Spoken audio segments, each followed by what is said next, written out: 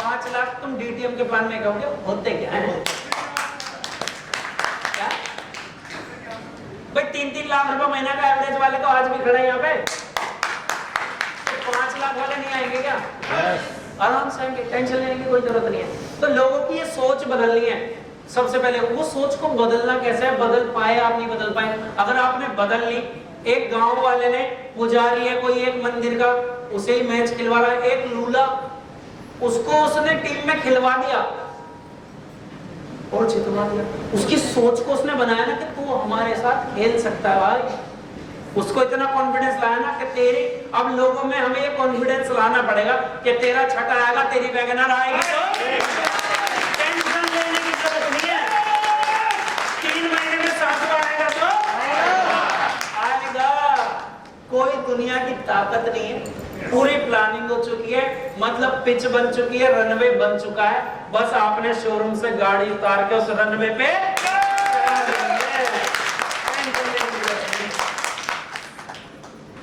Handle work and life better. आप अपने काम को किस तरीके से हैंडल कर सकते हो?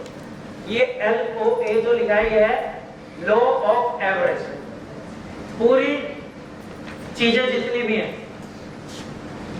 लिख लो, नोट्स बना लो भैया। ये फोन में ही रह जाते हैं फोटो। पिछले फोटो कितने हैं तो मैं कह भी नहीं सकता।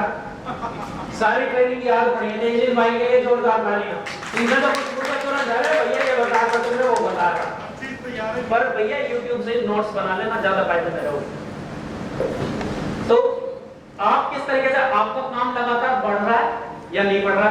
पता लगा छठे तक तो बड़ी स्पीड से है और छठे के बाद सोच लो अब कौन करेगा। आप अपने काम को किस तरह, जैसे आपकी प्रमोशन बढ़ी, क्या आपकी सोच बढ़ी? क्या आपकी जिम्मेदारियां बढ़ी? क्या आपका काम करने का तरीका बढ़ा? क्या आपकी रेस्पॉन्सिबिलिटी लेने की ताकत बढ़ी?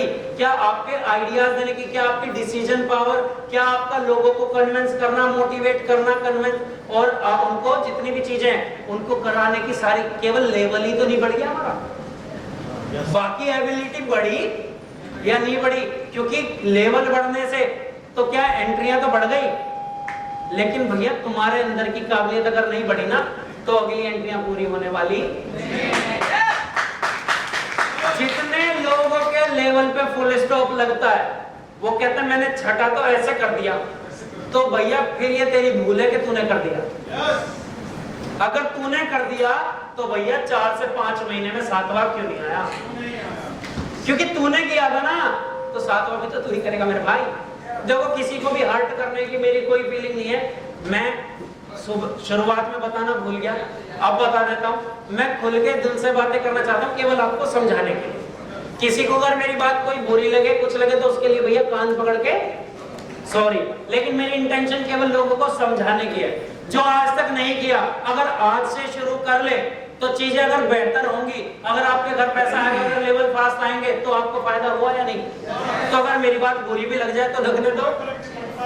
अगर मेरी बात बुरी लग के आपके लेवल फास्ट होते हो तो लगने दो।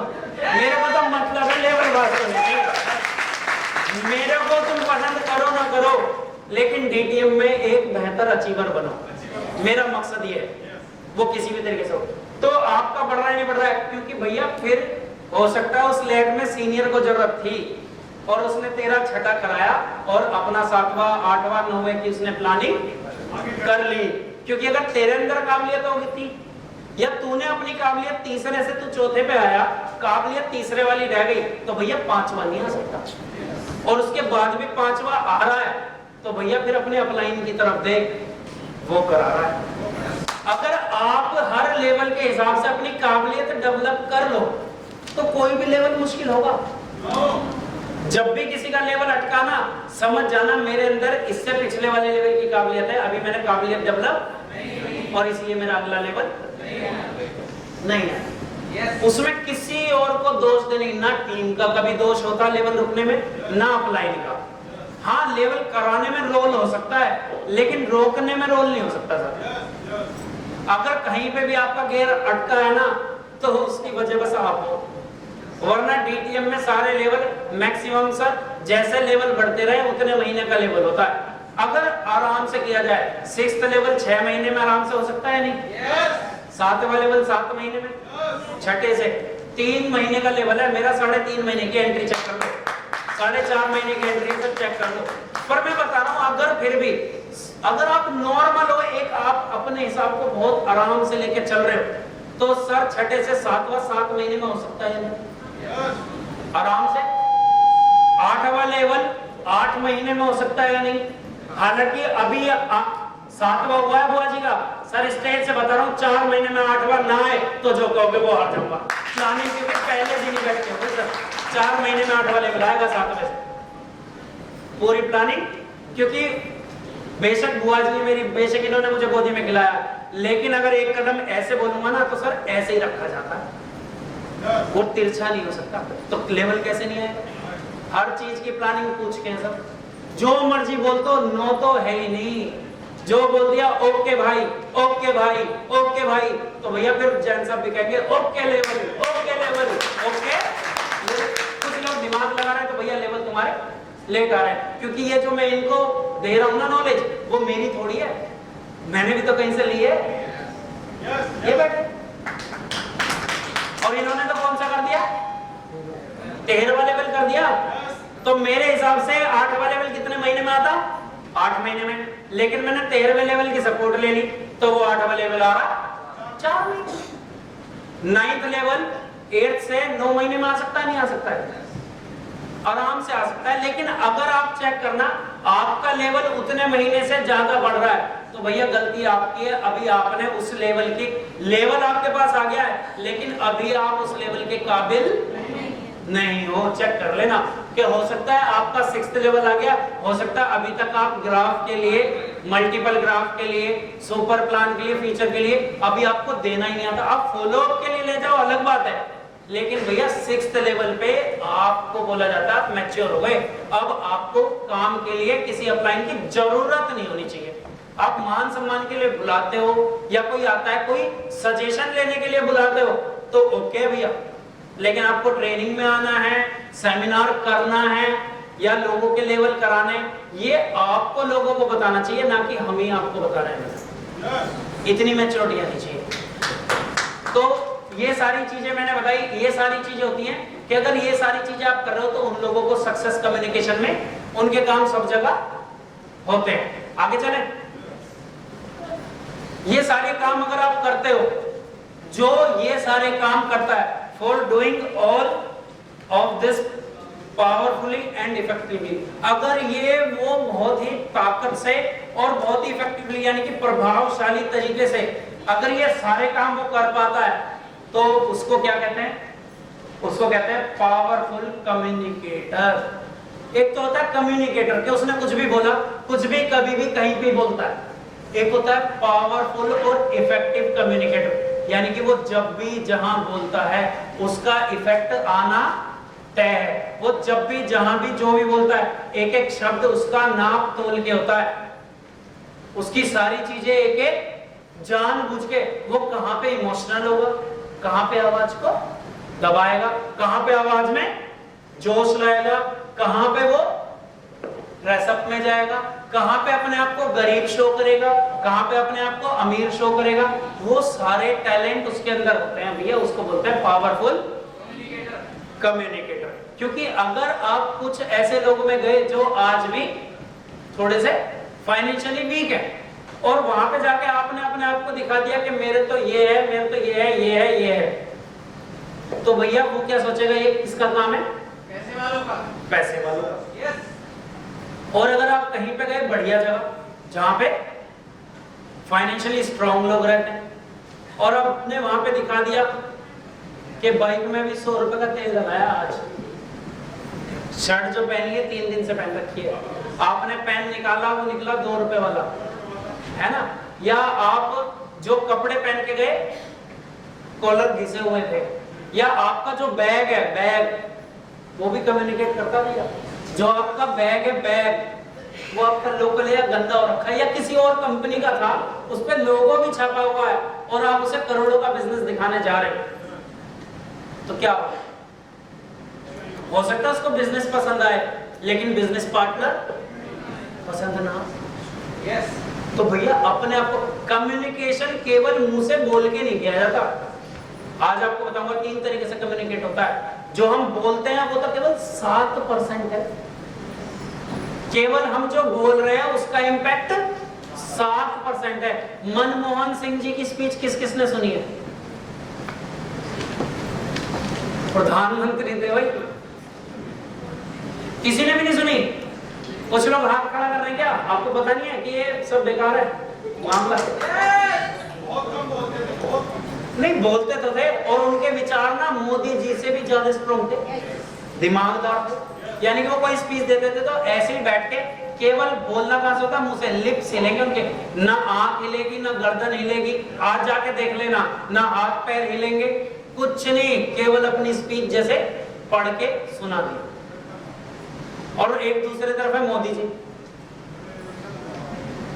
भाइयों, और अभी जब कुछ पंगा हो जाएगा तो तुरंत चश्मा उतार के पब्लिक में शुरू हो जाएगा। बेशक उनके विचार उतने स्ट्रॉन्ग ना हो, लेकिन उनका कमाई क्या चलता है आज की डेट में देश में, वो उसको बढ़िया तरीके से निभा रहे, बढ़िया तरीके से निभा रहे। तो कौन क्या करता है, खैर हालांकि वो हमारा मुद्दा नहीं है, ना मैं किसी राजनीतिक पार्टी से, लेकिन उनका कम्युनिकेशन पावर कितना स्ट्रॉन्ग है। विचार स्ट्रॉन्ग होना अलग बात है, लेकिन कम्युनिकेशन कितना स्ट्रॉन्ग है आप देखो ना, उनकी चाल ढाल सारी चीजें। हो गई दिव्या फोन पे बात? मैं तो बहुत ऊपर हूं, मुझे सब दिख रहा है, इसीलिए कहता हूं वाइब्रेट भी मत किया करो। आज इस पे भी मैं टॉपिक है, क्योंकि इस वक्त जो मैं समझा रहा था वो तो टॉपिक है, कोई वो आ रहे हैं आपका नुकसान करा रहे, ना आते तो एक टॉपिक ना निकलता। ठीक है, तो अब क्या होता है कि पावरफुल कम्युनिकेटर जो है ना, जैसे आज हम जो भी बात कर रहे हैं, मैं अपने केवल ऐसे अगर यहाँ से बोल के आपको बोलने लगूं ना, यहाँ से ऐसे देख के, एक पावरफुल कम्युनिकेटर जो होता है वो अपने हाथ पैर भी चलाता है और वो आंखों को भी चलाता है।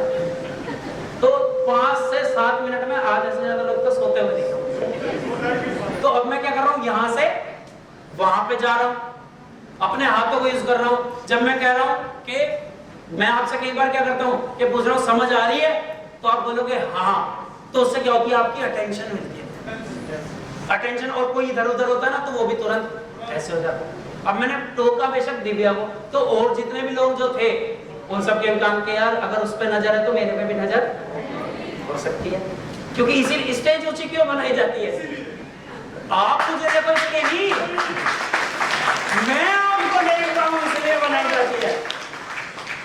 तो हम किस तरीके से कम्युनिकेट करते हैं, तो जो जितनी भी चीजें मैंने अभी आपको बताई थी, अगर वो सारी आप कर पाते हो तो आप पावरफुल कम्युनिकेटर हो, वरना आपने कुछ भी बोला और लोगों ने कुछ भी किया, उसका कोई फायदा।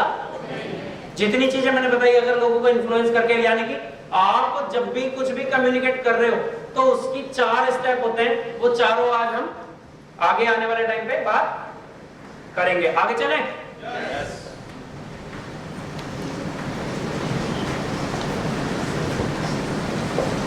अब अगर किसी का फोन वाइब्रेट पे भी हो, कुछ भी हो, वरना फिर मेरी कोई जिम्मेदारी नहीं होगी। आज की ट्रेनिंग का सबसे लंबा और सबसे कॉम्प्लिकेटेड और सबसे इंपॉर्टेंट और पूरी ट्रेनिंग का ये समझ लो निचोड़ इस सेंटेंस में, मां कसम इसके बाद इतना हार्ड कुछ नहीं आज की ट्रेनिंग में। कहने का मतलब यह, घबराना मत, इसको समझाएंगे तरीके से। जैसे हर बार हमने लीडर की एक डेफिनेशन देखी थी, yes. पिछली बार टीम की और भीड़ की डेफिनेशन देखी थी, yes. तो ऐसे ही आज